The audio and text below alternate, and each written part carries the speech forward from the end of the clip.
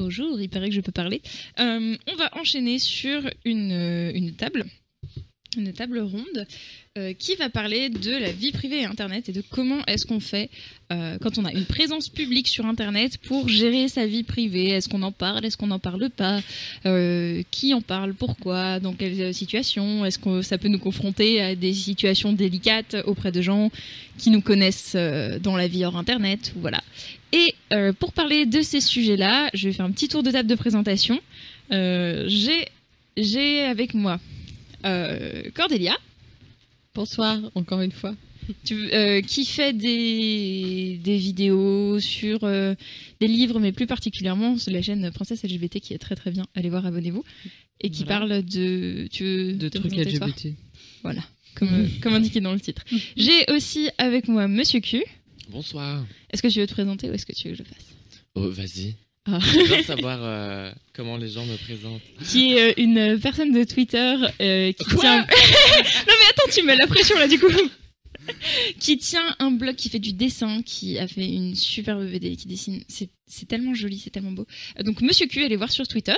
Et qui parle pas mal de sa vie privée sur Internet. Donc c'est pour ça que je trouve que c'est super intéressant de t'avoir avec nous cette nuit pour parler de ces sujets-là.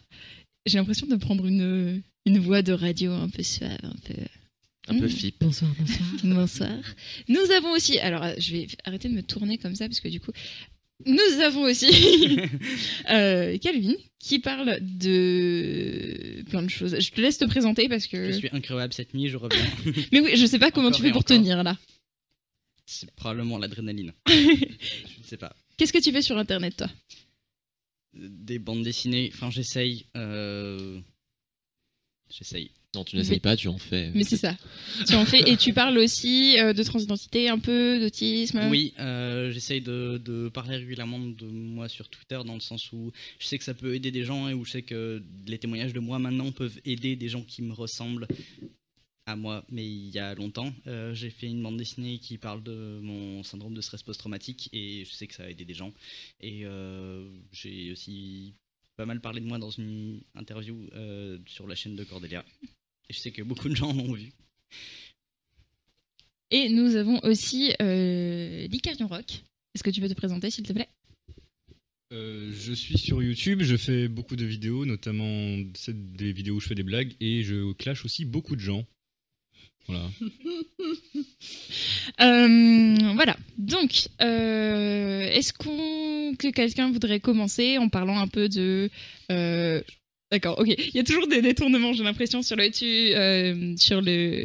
Twitter de la cuisine. Parce qu'il y a Allez une photo... voir le Twitter de la cuisine. Voilà. Vraiment. Et continuez à nous en envoyer parce qu'on rigole beaucoup. Peut-être commencer par quelque chose qui peut paraître très important quand on parle sur Internet. Est-ce qu'on choisit un pseudo ou est-ce qu'on donne son vrai prénom, son vrai nom de famille? Comment est-ce qu'on choisit d'en parler? Est-ce que quelqu'un veut commencer ou est-ce que je commence Non, d'accord, personne n'a l'air. Bon, faut se rappeler qu'il est, si vous écoutez les rediffusions, il est 2h38 du matin, actuellement. Il fait très chaud, on est un peu tous claqués. Et le ventilateur est... Hop là, voilà. J'ai bien placé le ventilateur. Non, mais c'est très important. Je ferai tourner après. Donc, personnellement, j'ai commencé avec un pseudo parce que je me suis dit que le sujet que j'abordais, c'était quelque chose de très personnel. Donc, je parle de maladie... Mais oui, je me suis même pas présentée. Je présentais tout le monde. Mais oui. Qui êtes-vous? C'est évident. Que faites-vous ici? Tu es Margot de Vivre Avec, de la chaîne Vivre Avec. Abonnez-vous. Voilà, abonnez-vous. Voilà. Et voilà. Et tu parles de maladie et de handicap. Pas que, mais beaucoup. Et donc au départ, je tenais un blog et je voulais pas que mes proches me reconnaissent parce que si j'avais ouvert un blog, c'était parce que je voulais parler de choses sans en parler à mes proches, de façon complètement anonyme. Et je ne montrais pas mon visage, j'ai juste mis un bout de mon sourire, qui est toujours mon avatar sur Twitter, un peu partout sur Internet, un bout de mon sourire de quand j'étais en première, il me semble, Et je trouvais ça très important de garder cette identité, mon identité civile secrète, parce que je voulais pas qu'on puisse me reconnaître, je voulais pas qu'on puisse que des proches puissent venir me voir en me disant ah bah tiens j'ai vu telle personne qui donnait des détails très précis sur des ressentis, sur des douleurs, sur des choses comme ça. Et en fait au bout d'un moment je me suis rendu compte que déjà si je commençais les vidéos il y avait beaucoup plus de chances que je sois reconnue, et aussi que c'était quelque chose dont je pouvais parler librement, qu'il n'y avait pas de honte à aborder ce genre de sujet.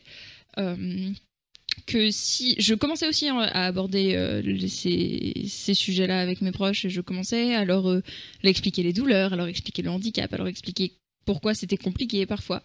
Et à partir de ce moment-là, j'ai pris la décision, après en avoir parlé avec beaucoup de gens qui ont fait ce changement, de passer à mon prénom. Et pour ce qui est du nom de famille, je sais qu'il est sur internet et je sais qu'en creusant ça se trouve, et je sais que plus je vais faire des interventions avec auprès de fac par exemple, auprès d'écoles, plus je vais avoir une vie hors internet, une vie de vulgarisation et de sensibilisation hors internet, plus ça va se connaître. Mais maintenant je suis relativement détachée de ça parce que je sais, j'ai pris conscience de ce que ça impliquait, et mais ça veut dire que je vais forcément me limiter sur certaines informations que je vais donner sur internet. Donc je vais pas forcément dire où je suis, je vais pas forcément dire ce que je fais, même si parfois j'aimerais bien le partager parce qu'il y a des choses drôles qui se passent. Je vais pas donner d'informations qui pourraient m'être préjudiciables, ça se dit, c'est ça, donc m'être préjudiciable par rapport à un potentiel employeur par exemple. Je vais éviter de donner en public mes relations avec les gens. Quand j'ai des relations, je vais éviter quand c'est des relations amicales, mais quand c'est des relations de tout ce qui est type romantique, relations de couple, je vais éviter de le dire sur internet. Et voilà, donc j'ai fait ce choix de révéler plus ou moins mon identité civile, et en même temps de garder ces parties-là pour moi, parce que j'ai beaucoup vu ce qui se passait quand des vidéastes annoncent qu'ils sont en couple. Après, il faut faire une vidéo de séparation quand ils se séparent. Il y a beaucoup de questions intrusives des gens, et déjà j'ai pas mal de questions intrusives sur les sujets dont je parle déjà, sur mon quotidien, sur tout ce qui est sujet un peu LGBT+, que j'aborde me concernant. Beaucoup de questions, parfois qui vont trop loin. Et du coup, j'ai fait ce choix-là. Et je vais te donner la parole à toi. C'est moi, d'accord. Et justement, qu'est-ce que tu as laissé sur Internet, comment te présentes-tu sur Internet, et qu'est-ce que tu y mets? Déjà, donc pour revenir à ta question initiale sur le pseudo, moi je pense que, je l'ai choisi, donc non seulement effectivement ça met un certain recul sur ta vie perso, etc. Et après, en fait, oui, je pense que ce qu'on protège le plus, c'est vraiment des informations hyper perso, c'est-à-dire voilà le lieu où tu habites, etc. Tu vois, ça, oui, on le met pas forcément sur internet. Mais je pense que aussi avoir un pseudo, ça permet de. Donc déjà tu prends du recul, et en plus tu touches peut-être plus large, peut-être. Les gens en fait te personnifient moins. Et du coup, il y a quelque chose, oui, de plus. Oui, voilà, toi, tu es Hermine Ced, tu es je pense qu'il y a un regard comme ça qui se crée en tout cas entre le créateur et le spectateur ou le lecteur, qui fait que, oui, c'est peut-être plus facile, je pense, au début avec un pseudo. Après, quand tu montes vraiment, et que par exemple, j'ai l'exemple de Pénélope Bagieux. Au début, quand elle a commencé, elle avait un pseudo qui c'était Joli Cœur, je crois, ou quelque chose comme ça. Et ensuite, il y a un moment où je pense que reprendre son nom, c'est un peu dans la logique où, oui, tu as commencé parce que tu es petit aussi, tu as envie de te protéger, et tu as envie de. Et à un moment, en fait, tu assumes pleinement ce que tu fais, ce que tu as créé, et du coup, tu peux signer avec ton vrai prénom. Il y a peut-être quelque chose aussi de la légitimité, je pense, là-dedans, qui intervient. C'est très flou ce que je dis, parce que tu vois, j'y réfléchis en même temps, mais oui, je pense que c'est là-dessus que ça. Et ça me fait juste penser à un truc, peut-être qu'au début aussi on se dit les risques valent pas ce que je gagne à avoir mon nom sur internet, alors que c'est vrai que tu disais, quand on a plus de visibilité, si les gens ont un nom et un prénom auquel se référer, c'est peut-être plus facile aussi pour eux d'avoir ça. Mais quand t'es plus petit, ça vaut pas la peine d'avoir ton nom, ton prénom sur internet si t'as moins de choses à en tirer. Enfin, ça m'a un peu fait Ouais, penser à ça. je sais pas si c'est vraiment ça. Je pense que c'est nous-mêmes qui nous disons. Enfin, tu vois, enfin, on a été élevés à MSN et compagnie. On avait tous des pseudos un peu à la con, Dark Shadow 78 et machin quoi. Ce qui est très bien. Et tous les Dark Shadow 78, je vous adore. Mais où, ouais, on a été incité à faire ça un peu. Et avant, sur Internet, il y avait quelque chose de très bizarre où c'était, mais vraiment ne divulguer rien, etc. Alors que maintenant, tu sais, même pour pour créer ton adresse mail, avant, t'avais peur de mettre ton vrai nom et ton vrai prénom, quoi. Alors que maintenant, mais tout le monde le fait et tout le monde s'en fiche et c'est comme ça. Et je pense que il y a aussi un truc, oui, que avant, on avait un peu peur d'Internet et donc on avait peur de donner notre vrai. Maintenant, on sait qu'on est fiché de toute manière, un peu plus, un Ouais, peu c'est- moins. Et voilà. Et on se dit oui, ils peuvent quand même. Enfin, moi, c'est pareil, tu vois, tu tapes Monsieur Q sur Google, t'as en troisième résultat, t'as ma page Facebook perso, quoi.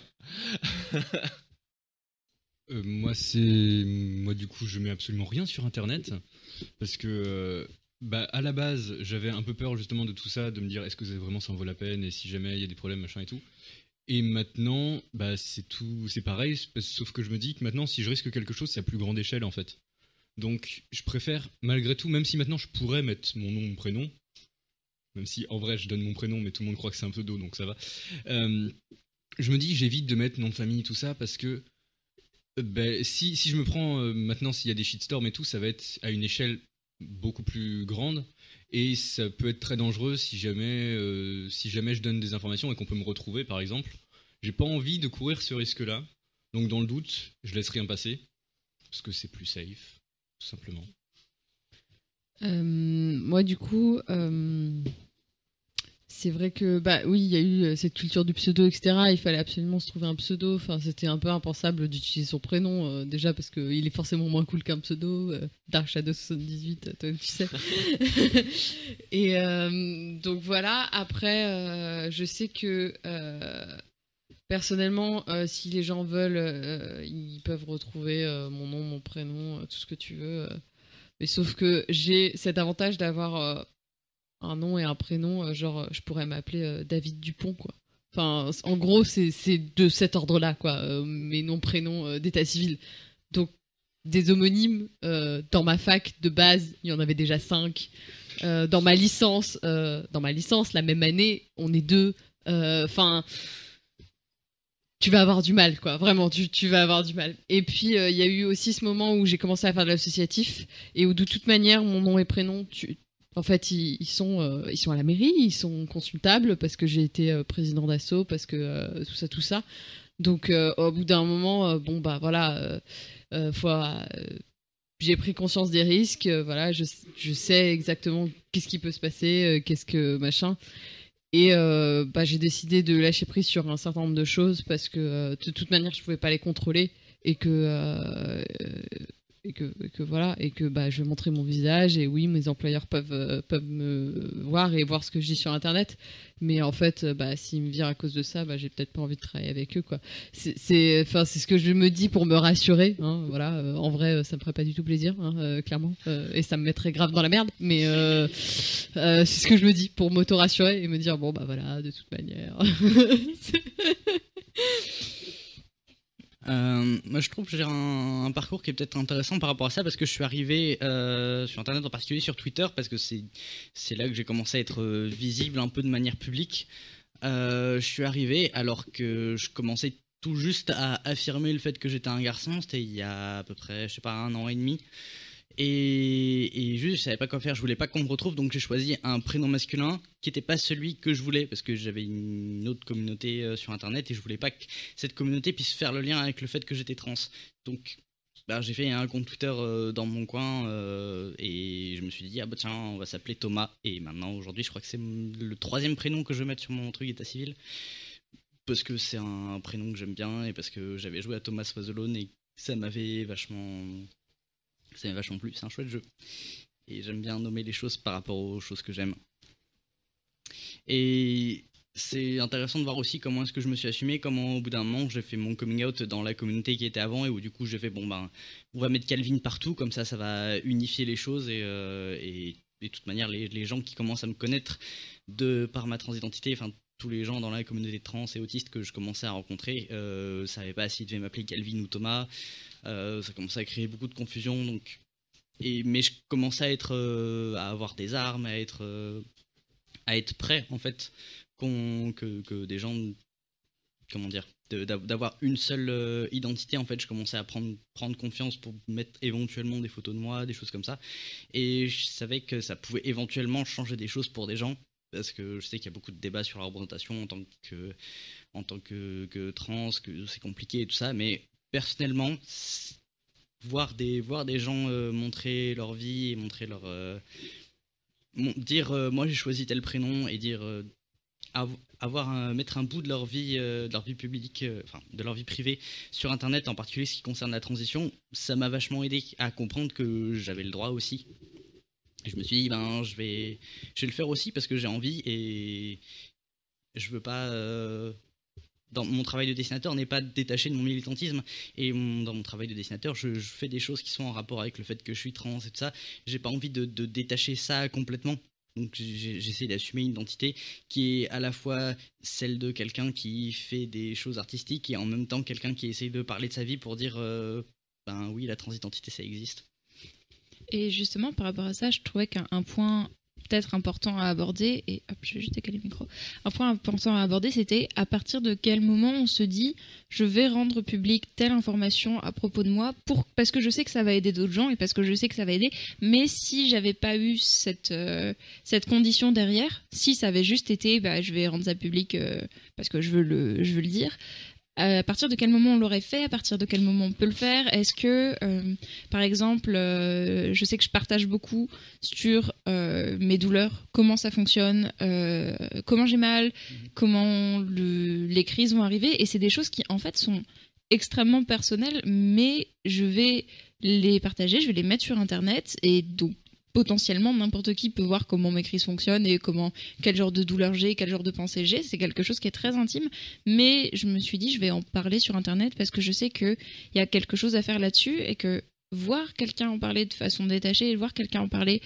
de façon naturelle, parce que c'est quelque chose dont on peut parler et c'est pas quelque chose qu'on doit cacher, ça pourrait aider des gens. Et ça, je sais que pour le coup je l'aurais pas fait si j'avais été seule sans personne j'allais dire sans personne à aider, mais c'est pas tellement ce rôle que je me donne, mais sans cette conséquence derrière en fait. Et je sais que parfois je me dis tiens, je vais donner cette information, je vais mettre cette information en public, je vais faire une vidéo là-dessus. Je l'aurais pas faite si j'avais pas eu derrière ces retours là, mais ça va aider. Et je saurais pas trop comment qualifier ça, mais c'est un peu oui, parce que ça va aider des gens, je vais mettre de côté ce qui me concerne moi, et potentiellement parfois ça peut être tiens, mais du coup il y a telle personne dans ma famille qui va voir ça et je lui en ai jamais vraiment parlé, ou il y a telle personne qui va savoir ça sur moi et je lui en ai jamais vraiment parlé, mais est-ce que ça va valoir le coup parce que derrière ça a des conséquences qui sont plus larges que juste les conséquences sur notre vie à nous, et où est-ce qu'on met la limite et notre relation avec ça. Ah oui, tout le monde me regarde.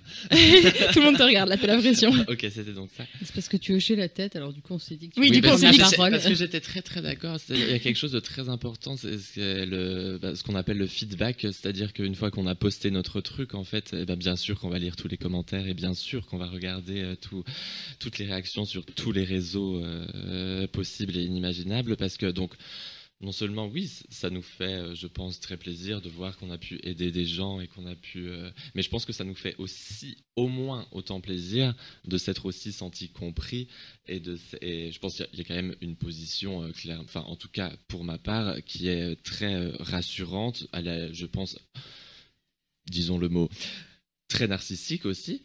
De se mettre à nu comme ça et ensuite d'être en quelque sorte validé pour cette mise à nu, c'est quelque chose qui rassure énormément et ça fait du bien. Et j'avais fait plusieurs petites BD là-dessus où je parlais justement de ce regard derrière l'écran qui au final qui est toujours là et où il y a un moment où tu tu bascules un peu, enfin j'ai l'impression, et où tu commences à vivre un peu pour ce regard, et c'est-à-dire que tu vas chercher des fois à aller encore un peu plus loin, et encore un peu plus loin. Au final, il y a un jeu de test et de gradation de l'intime, en tout cas dans mon parcours qui s'est effectué, où je suis allé de plus en plus loin dans les récits et dans les fictions, entre énormes guillemets. On n'est pas filmé, donc sachez que je fais le mouvement avec les doigts. Mais ouais, je pense qu'il y a un jeu. Alors, tu vois, je sais pas si c'est bien, tu vois, de faire ça. Mais en tout cas, il y a une relation assez particulière, je pense, quand tu parles vraiment de choses très très fortes, enfin, qui en tout cas toi émotionnellement te font assez vibrer, parce que t'attends énormément du retour lecteur, quoi. Enfin, je pense qu'on a tous été en stress avant de poster quelque chose ici. En mode, mon Dieu, qu'est-ce qui va se passer? On espère toujours que ça se passera bien, et on espère qu'on aura de très bons retours, et ça nourrit de ouf, quoi. Je suis très d'accord, et je pense que je pense que le narcissisme, c'est pas du tout une mauvaise chose, et je pense qu'il faut prendre en compte le fait que peut-être plus autour de cette table, on fait tous partie plus ou moins de minorités qui ont subi des trucs plutôt pas cool dans la vie. Parfois, on n'a juste jamais eu l'assurance que peuvent avoir des gens qui ont été validés toute leur vie. Parfois, on n'a juste pas l'assurance. Genre, on arrive, on a 20 ans et on se rend compte qu'on n'est pas sûr qu'on est des gens aimables et typiquement qu'on mérite l'amour des autres, et qu'il y a un peu cette haine de soi qu'on peut avoir lorsqu'on est une minorité, et qu'on nous l'a bien fait sentir lorsqu'on a eu un parcours scolaire classique ou pas, hein, mais perso, ça s'est vachement senti à l'école, alors que ailleurs non, mais l'école précisément a été plutôt violente envers ça, et Internet a soigné complètement une partie de ces trucs là, et tous les gens qui disent waouh, mais c'est vrai, ou même juste le fait d'être rassuré sur le fait que oui, malgré la transition, t'es beau, il y a pas de souci avec ça, ou de savoir que des gens te trouvent attirant, et c'est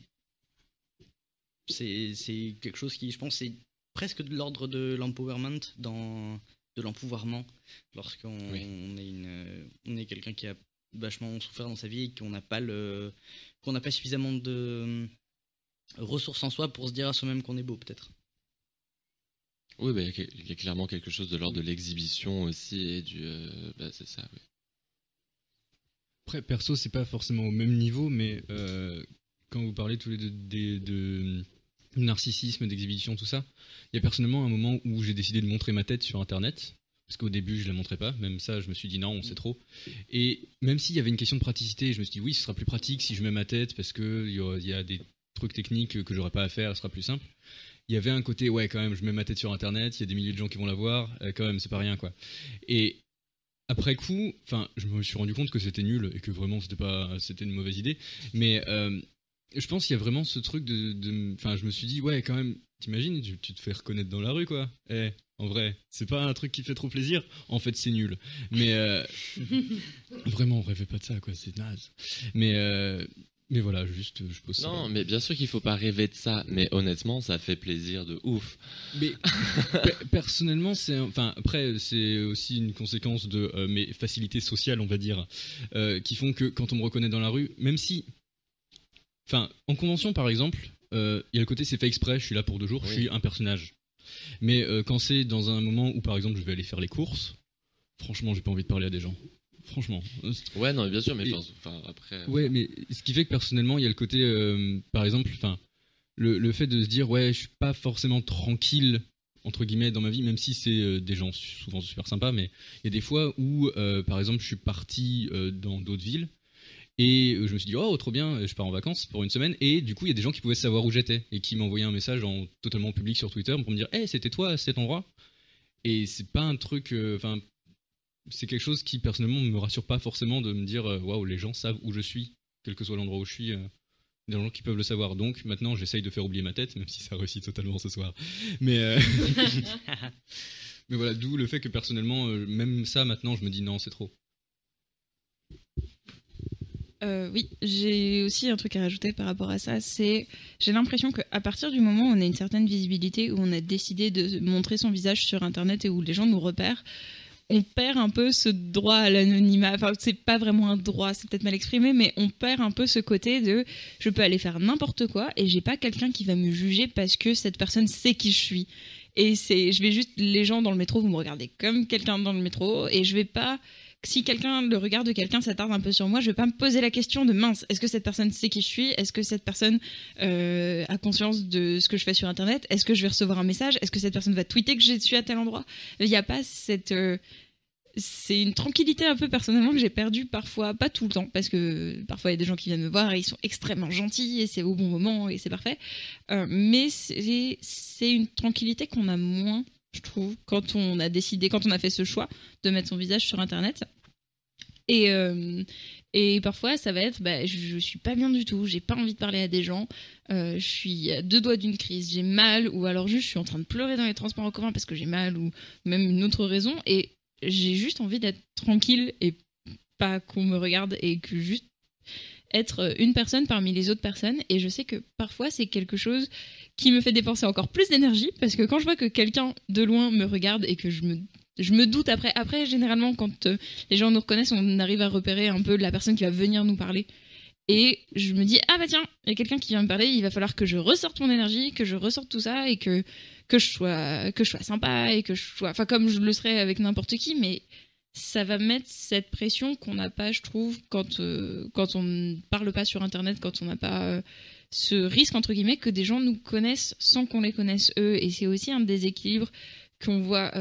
Ça m'arrive quand je fais des pique-niques ou des conventions à me dire, mais mince, je voudrais te poser tellement de questions, mais j'ai pas de temps. Et toi, tu connais déjà beaucoup de choses sur ma vie. Et c'est vraiment étrange de se retrouver dans cette situation où la personne en face va nous poser des questions très précises, va déjà avoir un socle de connaissances, des connaissances de base sur qui on est, sur ce qu'on aime, sur ce qu'on fait.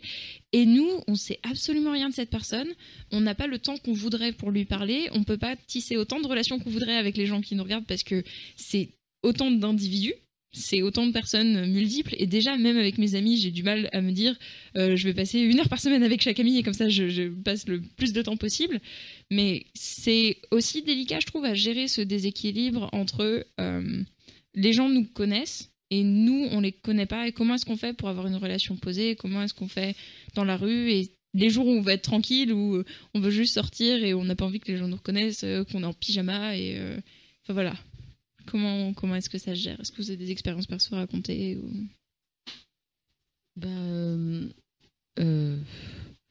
En fait, le truc, c'est que du coup, ce qui se passe, c'est que la vie publique que tu mets sur Internet, en fait, intervient dans ta vie privée et pas forcément... Enfin, en fait, elle déborde sur ta vie privée.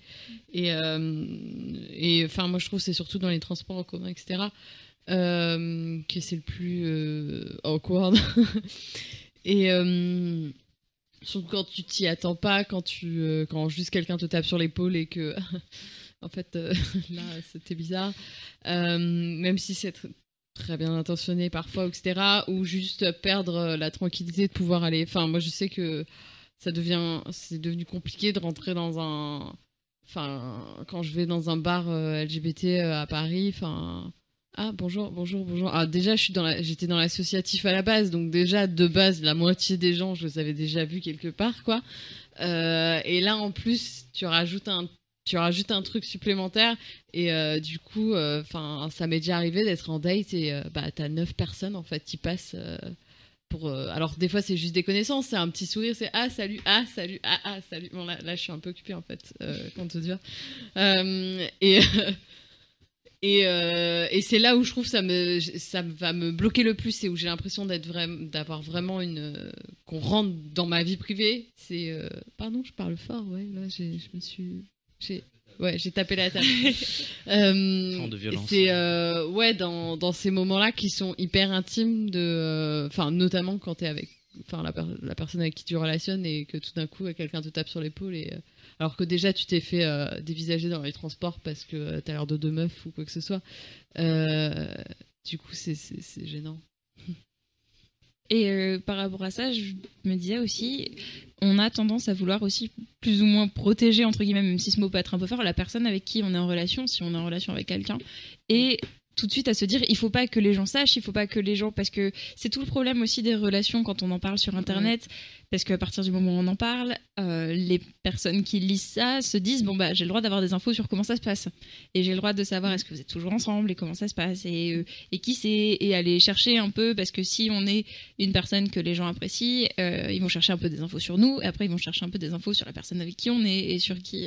Et ce truc des relations publiques, il y a certaines personnes qui font le choix de le dire, qui font le choix de le montrer, qui font le choix d'en parler, et certaines personnes qui préfèrent essayer le plus possible de garder ça de l'ordre du privé, parce que derrière, c'est quand même assez lourd, j'ai l'impression, en termes d'informations qu'on donne et d'informations qu'on doit donner presque, et que les gens attendent qu'on donne. Mais je pense qu'on a tous en tête les dizaines de centaines de vidéos de rupture qui sont sur YouTube, que les gens sont obligés de faire en fait, parce que il faut expliquer à un moment si on n'est plus avec quelqu'un, pourquoi il n'y a plus quelqu'un dans les vidéos, pourquoi il n'y a plus quelqu'un ici, et voilà. Et je trouve que c'est plus que les relations amicales, les relations amoureuses sont compliquées à gérer sur Internet, et c'est compliqué de savoir à partir de quel moment on ne dit pas avec qui on est, à partir de quel moment on dit je suis avec quelqu'un mais je dis pas qui c'est précisément, et ce qu'on met en fait, parce que ça va pas avoir un impact uniquement sur nous, ça va aussi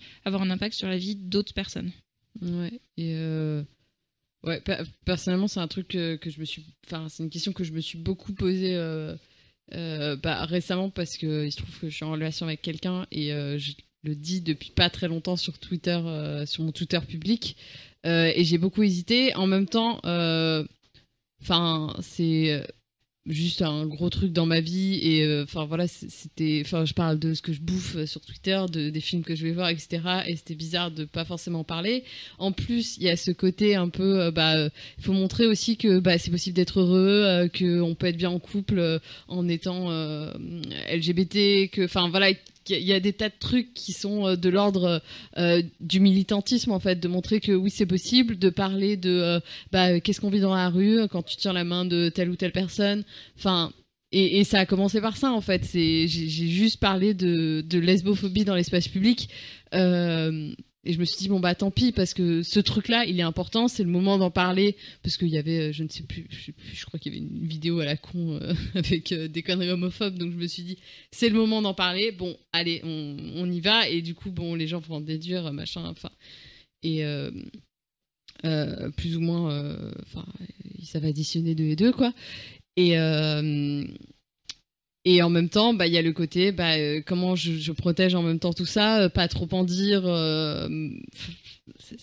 C'est hyper difficile à gérer, je trouve. Enfin, ouais, c'est compliqué. Ouais, je suis un peu dans la même situation que toi quand je parle de relations amoureuses et de handicap, et de comment les gens gèrent ça dans la rue, et de ce que ça fait quand j'embrasse quelqu'un, que je suis en fauteuil et que cette personne n'est pas en fauteuil, ce que ça fait quand les gens se rendent compte que la personne qui me pousse en fauteuil, en fait, on est ensemble, et c'est pas un soignant, et c'est pas quelqu'un qui va s'occuper de moi de façon médicale, ou quelqu'un que je paye pour être avec moi, et c'est vrai que c'est toujours plus parlant et plus efficace niveau sensibilisation, niveau représentation, et même pour faire du bien à des gens qui seraient dans notre situation, de dire voilà, moi je vis ça, plutôt que de dire oui, mais c'est possible, ça existe. Ça parle toujours plus, surtout quand on est vraiment une personne sur Internet, qu'on a plusieurs facettes, que les gens savent qu'on est amis avec telle personne. C'est toujours aussi... Oui, on revient à dire qu'est-ce que je mets de ma vie sur Internet pour aider quels gens, et à quel point ça vaut le coup de mettre cette information en public que j'aurais pas mis sinon. Ouais, je sais pas, il y a beaucoup d'informations d'un coup, en fait. Je trouve du coup, alors attends, pour revenir. Vas-y. Revenons. Ouais, je pense que la question se pose vraiment si les 2 personnes ont en tout cas une visibilité, sont visibles sur Internet. Là, je pense que, parce que moi, par exemple, les relations que j'ai eues n'étaient pas visibles sur Internet, et clairement sur mon blog, j'en ai fait mon fonds de commerce, quoi. Donc, oui, je parlais de mes relations, etc. Mais ils ont jamais du coup subi quoi que ce soit, etc. De toute façon, ça m'arrivait à moi, Et après, les commentaires cool, je leur disais, regarde. Puis les commentaires moins cool, je leur disais, regarde pas, tu vois. Enfin, du coup, non, ça a jamais posé de problème. Enfin, ça peut poser des peut-être pour l'après. Après, parce que par exemple, je peux écrire une BD où les gens vont se dire, oh mon Dieu, il est en pleine rupture et tout. Sauf qu'en fait, c'était il y a 2 ans, mais en fait, j'en parle maintenant, tu vois. Et donc du coup, je pense que oui, tu as un timing aussi à essayer de gérer, etc. pour pas non plus que ça te pourrisse ta relation ou que ce soit, et que genre 2 semaines après qu'il t'ait largué, dire regarde ce que je t'ai fait sur internet, ça servirait à rien, quoi. Et sinon, du coup, pour revenir encore avant, c'était sur quoi déjà? Ah oui, c'était sur donc dans la rue ou etc. ou comment on gère les machins. Moi, j'ai le truc très drôle des rencontres Tinder. Oh, mais oui. Ou quand on te reconnaît sur Tinder, et en plus du coup tu peux plus te défiler parce qu'il a vu que tu l'avais matché. Il a compris que tu lui plaisais, tu vois. Et quand il te dit salut monsieur Q sur le truc, je dis ok. Donc, et là, oui, effectivement, donc tu comprends, ok, donc il connaît possiblement énormément de choses de ma vie. Déjà, du coup, merci d'avoir merci d'avoir matché quand même, parce que je comprends que c'est pas évident, mais du coup, il y a toujours un petit repoussoir quand même qui se crée en mode waouh. Alors du coup là, déjà que lancer une conversation sur un site de rencontre c'est chaud, mais alors là c'est encore plus chaud, quoi. Parce que du coup oui, t'oses plus rien dire, toi, donc t'es dans un décalage de ouf, puisque lui connaît énormément de choses et toi rien du tout. Et ensuite tu sais qu'il va passer à peu près les 50 prochaines minutes à te parler de toi, quand toi t'es juste là pour en fait avoir un date ou avoir ce que tu veux, quoi, ce que tu recherches sur le truc. Donc oui, là c'est très étrange. Mais personnellement, j'ai arrêté Tinder et OkCupid à cause de ça, parce que, surtout sur OkCupid, oui, je vois, il y a des gens autour de la table qui lèvent les yeux au ciel, mais surtout sur OkCupid, il y a beaucoup de gens qui m'envoyaient un message parce qu'ils m'avaient reconnu, en fait, et m'envoyaient pas spécialement un message parce que mais j'ai vu sur ton profil telle chose, ou alors sur Tinder c'était souvent mais attends, tu fais des vidéos, toi je t'ai déjà vu sur internet, et c'est vrai que tout de suite il y a un déséquilibre. Et après t'imagines les tweets, mais oui, c'est ça. Et elle m'a liké sur Twitter, sur Tinder et tout. C'est tellement ça, et du coup tu te dis mais mince, parce que cette personne connaît ma vie publique avant de connaître ma vie privée, ce qui fait que potentiellement des infos privées que je peux lui donner peuvent finir. Enfin, après, t'as pas forcément confiance en quelqu'un quand tu lui envoies juste salut, ça va, qu'est-ce que tu fais aujourd'hui, quoi. Ça va, S.A. Eva. Mais c'est le code. Ouais, les sites de rencontres, pour le coup, c'est quelque chose que. Enfin, je faisais un peu du Tinder et un peu du OkCupid, et c'est comme ça que sur OkCupid, j'ai rencontré un super bon ami. Mais là, j'ai dû arrêter parce que c'était super cool pour rencontrer des gens, mais c'est vrai que parfois, t'aimerais juste dire on dit je fais pas de vidéo, on dit j'ai jamais fait de vidéo de ma vie, et comme ça on parle d'autres choses. Et je sais pas, je peux te parler de ma lapine par exemple, qui est très mignonne.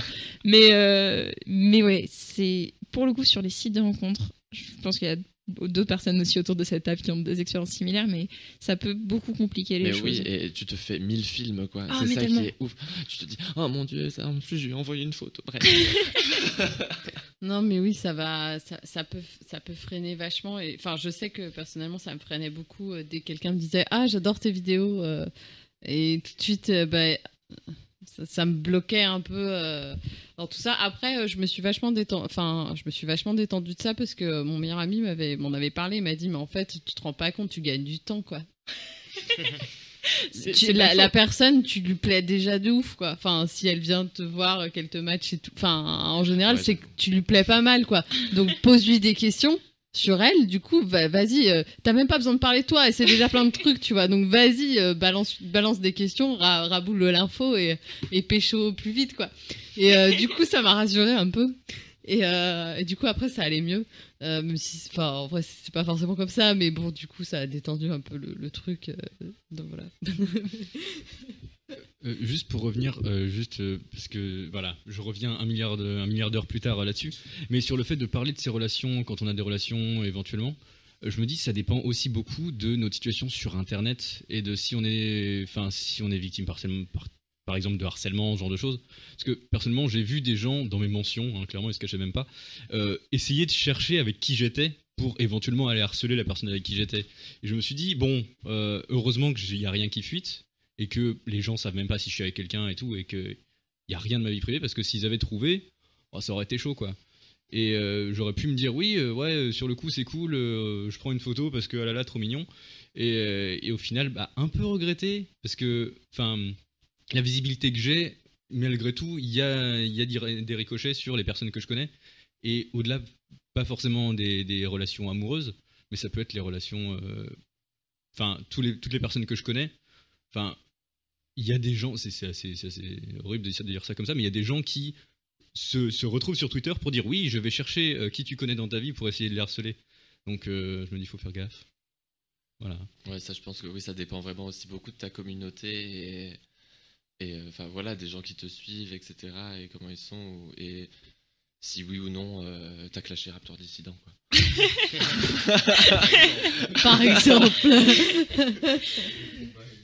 Mais oui, clairement, je pense que ça dépend des communautés. Et je pense que personnellement, si j'étais avec quelqu'un et que je postais des photos en disant « Oh, regardez, on est adorables », il n'y aurait aucun souci et il y aurait une vague d'amour envers cette personne. Mais c'est vrai que une fois que c'est sur Internet, c'est sur Internet. Et s'il y a un moment, il y a un problème, forcément... Et tu peux plus effacer, quoi. C'est ça.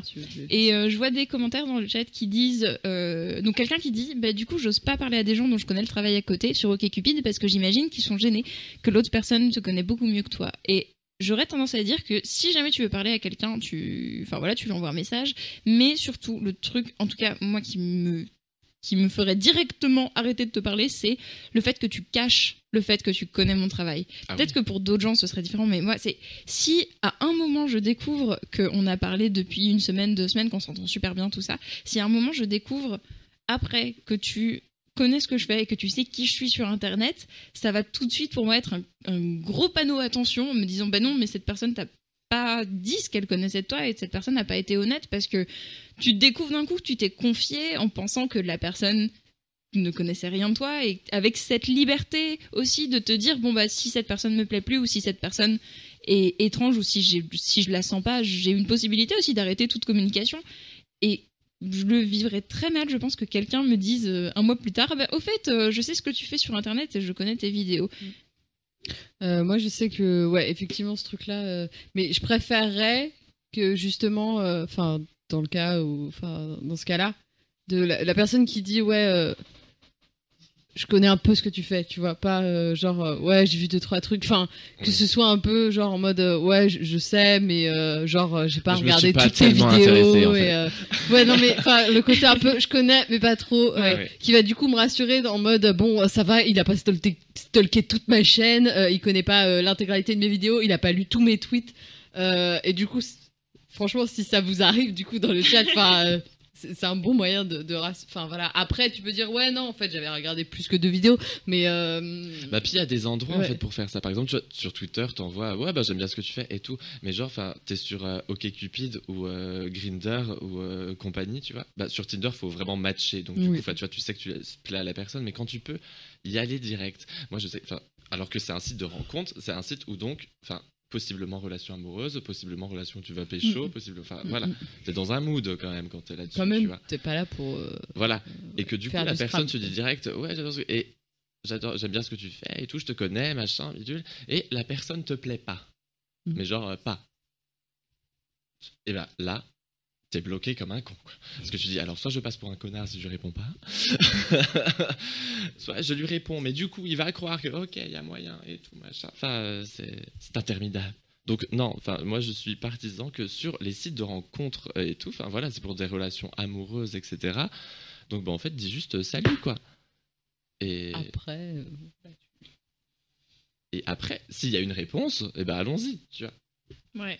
Oui, pas commencer par instaurer une relation de toi tu fais des vidéos, moi je regarde, parce que ça crée aussi une sorte de hiérarchie, je trouve, de toi tu es un créateur, une créatrice que j'admire et dont j'aime le travail, ou juste je t'ai vu sur Internet, tu fais telle chose et j'adore ce que tu fais, et tout de suite il va y avoir une sorte de déséquilibre en disant mince, toi tu connais déjà ça, t'as déjà ces idées à propos de moi, et qu'est-ce que je vais pouvoir te poser comme question ? Je vais pas pouvoir te retourner le compliment en disant oui, mais moi aussi j'ai vu ce que tu faisais, moi aussi, ça va pas être possible, et tu vas te retrouver en face de quelqu'un qui a aussi peut-être une image un peu déformée de qui tu es, parce que sur Internet, on met ce qu'on choisit de mettre.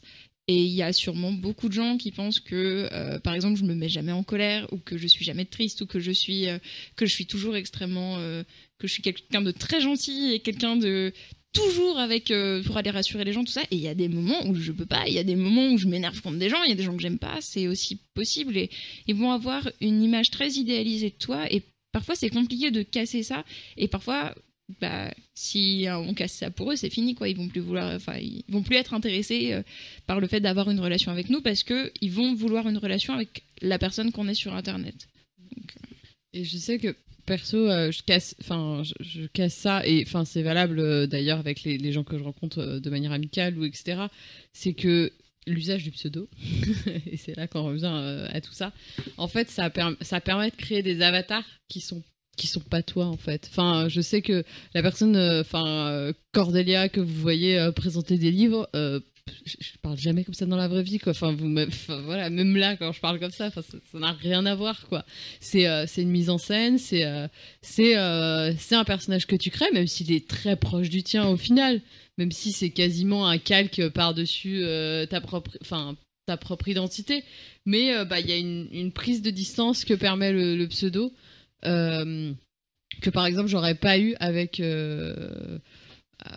mon nom prénom ou quoi que ce soit, et du coup c'est plutôt cool, et ça permet aussi de prendre de la distance.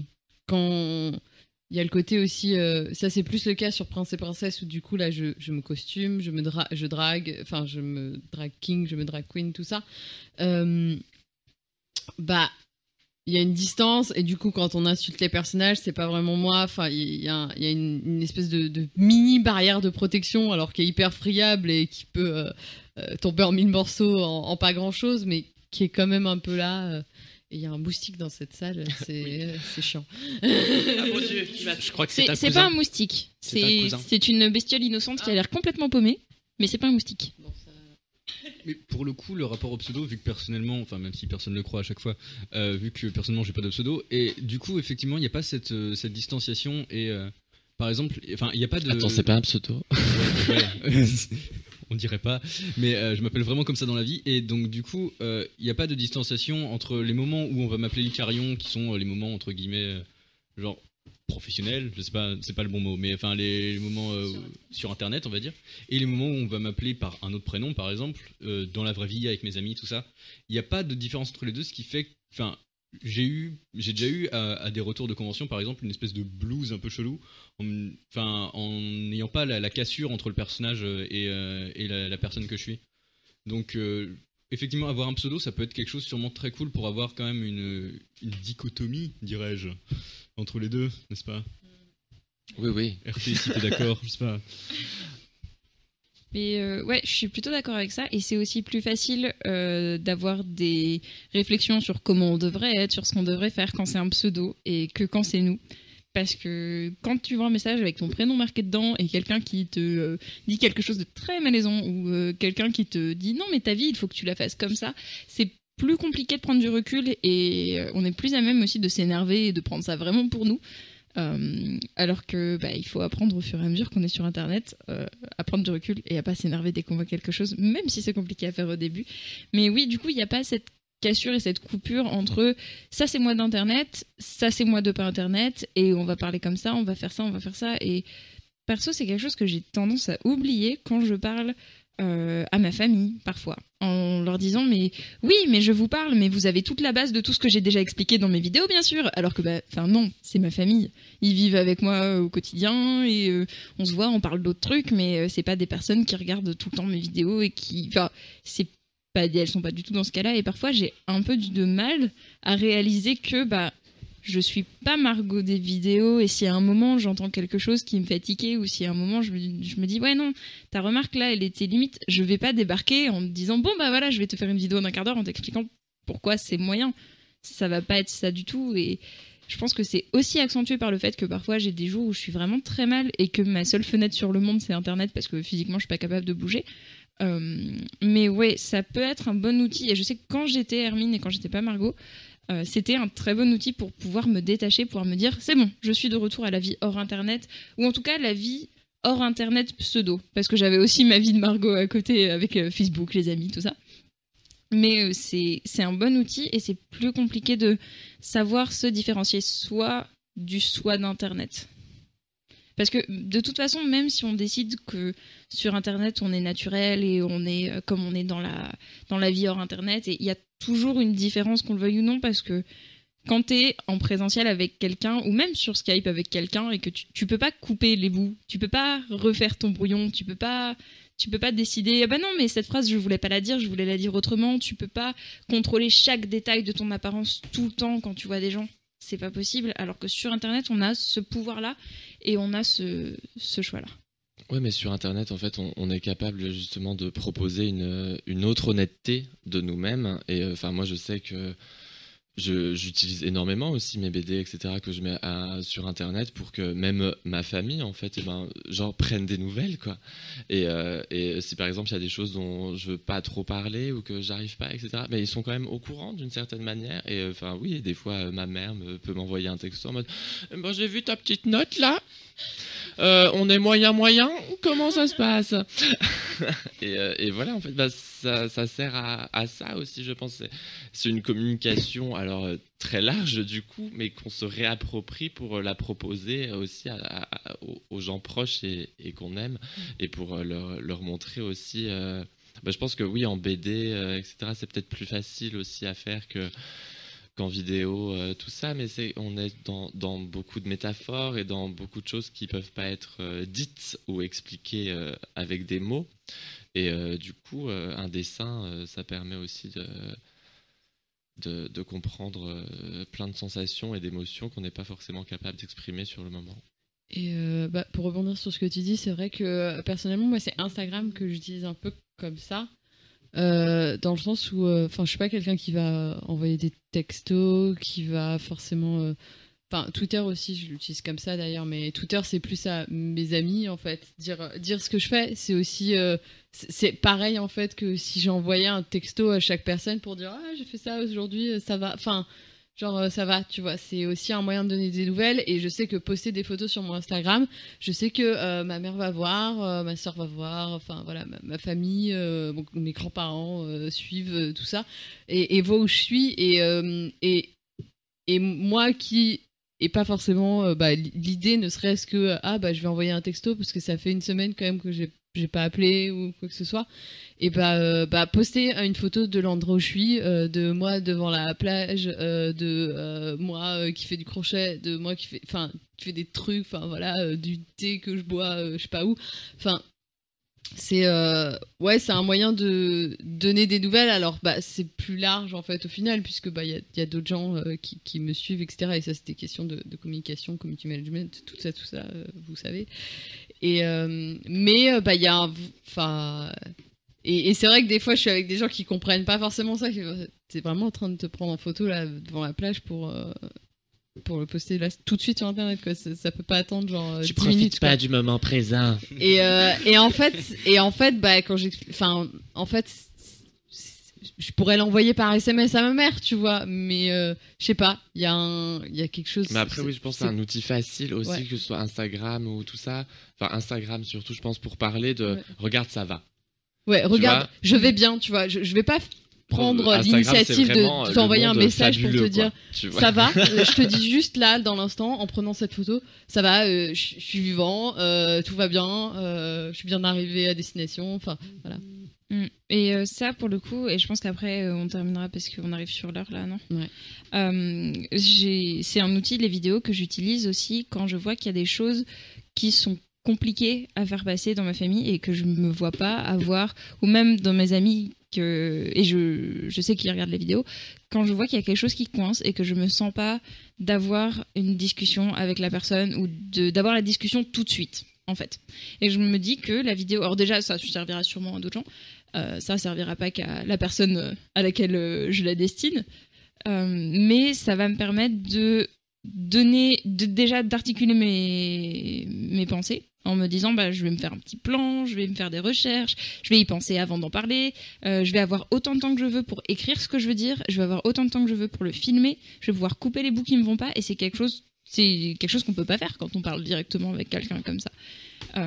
Et ça peut me permettre aussi quelquefois de me dire même si la personne ne regarde pas mes vidéos, mais juste me dire que ça me permet moi d'exorciser un peu ce qui s'est passé en me disant voilà, j'ai les retours aussi des personnes qui ont vécu des choses similaires peut-être, mais ça peut être une façon de dire voilà, telle personne, je sais que tu regardes mes vidéos, voilà, indirectement je te fais cette vidéo, comme ça j'exprime ce que je ressens et après on en parle. Et souvent ça m'arrive après d'avoir les discussions, une fois que j'ai posté une vidéo, d'avoir les discussions quelques temps plus tard avec les personnes de mon entourage et de leur dire voilà, moi je ressens telle chose, toi tu ressens telle chose. Et je sais que j'ai déjà surpris des personnes de mon entourage à regarder des vidéos alors qu'ils pensaient que j'étais pas là, en fait, que je passais dans la pièce et que je passe derrière dans le couloir et je les vois en train de regarder des vidéos, et quand ils m'entendent arriver, hop, ils ferment discrètement. Et c'est très mignon aussi de voir ça. Et c'est vrai que ça peut être, quand la communication directe est compliquée, en plus de pouvoir aider d'autres gens, parce que oui, c'est important d'avoir de la représentation, que des personnes qui sont issues de minorités, par exemple, qui font partie de minorités, par exemple, se disent je suis pas seule, il y a d'autres gens qui vivent ça. Ça, c'est extrêmement important, mais ça peut aussi être un outil, même à titre personnel, pour communiquer avec les proches et pour se sentir mieux par rapport à ça.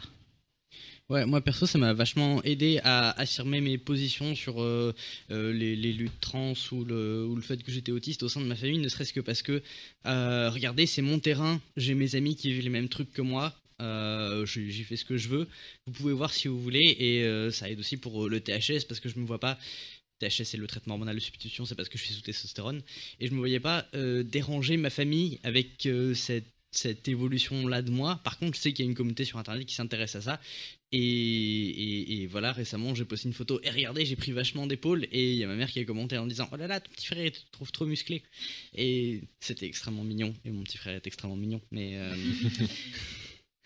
mais il y avait ce truc là que j'aurais peut-être pas spontanément envoyé cette photo pour dire regardez, je prends des hormones. Oui, avoir une audience plus large, je pense que du coup ça nous fait moins peur que de parler aux vrais gens, directement à la personne.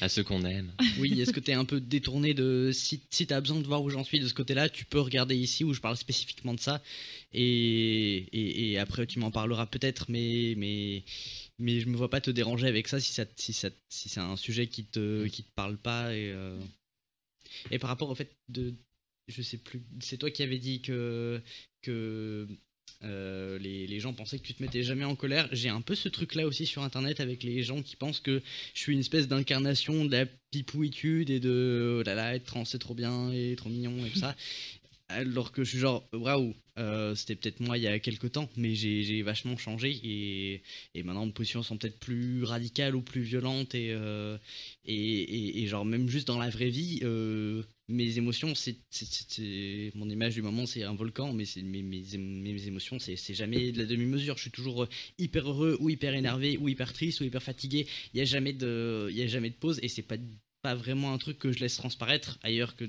dans un compte privé très clôturé où je dis attention, là c'est là où je hurle A en caps lock. Et voilà, il y a ce côté-là aussi. C'est bien aussi avec Twitter de voir un espace plus privé, plus protégé. C'est un gros. On sait. c'est une grosse soupape, je trouve. Ouais. Qui permet de filtrer. J'ai du mal avec le Twitter, on est protégé, mais bon après. Non, c'est pas que. Mais d'avoir un compte privé. Ah oui. Tu sais, d'avoir ton compte public et ton compte privé, et pour le coup je sais que en tout cas l'utilisation que j'ai du compte privé souvent c'est de dire bon voilà, là à ce moment là ça va pas trop bien, j'ai besoin de ça, et j'ai peut-être 10 personnes sur mon compte privé, mais je sais que c'est des personnes sur qui je peux compter, des personnes qui me connaissent, et comme ça donne l'occasion aussi aux gens de dire bon moi je suis là, je vais venir t'aider, et c'est pas comme si t'envoies un message directement à la personne en lui disant je vais mal, et où là il y a la pression, tu sais, la personne qui se dit mince, j'ai reçu ce message, il faut que je réponde, et même si je n'en suis pas capable, et même si à ce moment-là c'est pas possible pour moi, c'est plus une porte ouverte en disant j'ai mon groupe de personnes de confiance, je dis que je vais pas bien, et je sais qu'il y aura une ou deux personnes qui viendront prendre des nouvelles et qui viendront aider, voilà. Est-ce que quelqu'un veut rajouter quelque chose, parce qu'on arrive à la fin hyper utile dans la communauté neuroatypique, ça. Moi, j'ai pas de privé, alors je rage en public. Voilà. Et ouais, enfin, moi je sais que. Bon, allez, c'est pas grave, on déborde, on a 1 heure de radio libre sur la fin, on peut déborder. Tout est prévu. Je sais que par exemple, j'ai un privé que j'utilise qui est plus large que, je pense, vous, les 2 autres, puisque j'accepte beaucoup plus de monde. Mais c'est parce que je vais dire des trucs. Enfin, typiquement sur mon taf. Enfin, ouais, c'est beaucoup mon taf ou. Des relations amicales, enfin mes relations de manière générale, que je veux pas forcément que tout le monde entier soit au courant.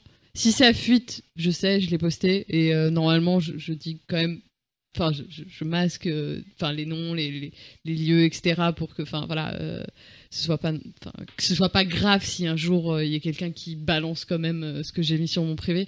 Mais bon, voilà. Ça permet de, enfin, et aussi de pas avoir, enfin, il y a ce côté de pas recevoir les insultes et des trucs comme ça, puisque bah c'est privé, donc, enfin, c'est bloqué, les gens ils peuvent pas t'insulter en, voilà, du coup c'est cool quoi. Tu voulais parler, non? On va conclure, enfin, oui, je pense qu'on a bien fait un tour, on a parlé plein de sujets intéressants. Oui. Merci beaucoup. Tous les 4 d'avoir été là pour ce panel, ça a été vraiment super intéressant. Et je fais un dernier récap de qui est qui et de où vous pouvez vous retrouver, enfin les retrouver. Sur le Twitter, j'ai mis tous les. Ah bah parfait. Sur le Twitter de la cuisine, c'est @radio_cuisine. Ouais. C'est ça. Donc voilà, ou même juste Radio Cuisine sur Twitter, ça tombera bon. Donc voilà, on avait Licarion, Cordélia, Monsieur Q, Kelvin et Margot de Vivre Avec.